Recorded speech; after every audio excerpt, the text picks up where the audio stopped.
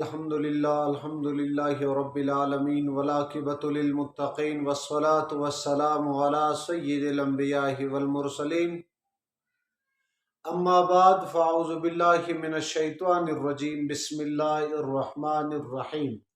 سامعین و سامعات، ناظرین و ناظرات، السلام علیکم ورحمۃ اللہ وبرکاتہ۔ ایک سوال یہ کیا جاتا ہے، کیا غسل کے بعد کلمہ شریف پڑھنا یعنی لا الہ الا اللہ محمد الرسول اللہ پڑھنا کیا ضروری ہے؟ مجھے بھی ایک دوست ملا، وہ کہہ رہے تھے کہ غسل کے بعد یعنی کلمہ پڑھنا ضروری اور لازم ہے۔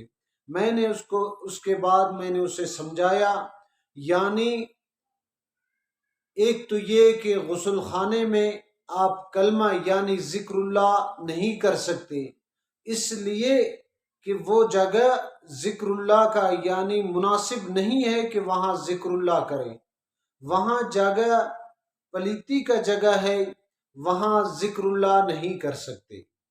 دوم طریقہ یہ ہے، دوم شرائط یہ ہے کہ وہاں غسل کے 3 فرائض ہے، یہ کلمہ شریف ان میں شرط ضروری واجب نہیں ہے کہ غسل کے بعد کہ انسان پر واجب ہے کہ کلمہ شریف پڑھے یا فرض ہے کہ کلمہ شریف پڑھے، یہ بھی نہیں ہے، بلکہ غسل کے 3 فرائض ہیں۔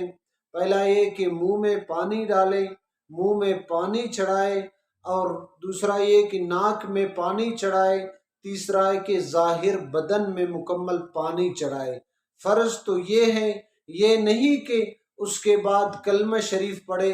ہاں، غسل خانے کے بعد ایسے اس کے بعد نکل گئے ذکر اللہ کر لے تو کر سکتا ہے۔ یہ شرائط اور واجبوں میں سے نہیں ہے کہ کوئی کہے کہ غسل خانے کے بعد کلمہ شریف پڑھنا یا غسل خانے میں جب پانی ڈالا اس وقت کلمہ پڑھے، یعنی اس وقت جسم پلیت ہے تو پاک کرنے کا طریقہ یہ کہ لا الہ الا اللہ محمد الرسول اللہ پڑھے۔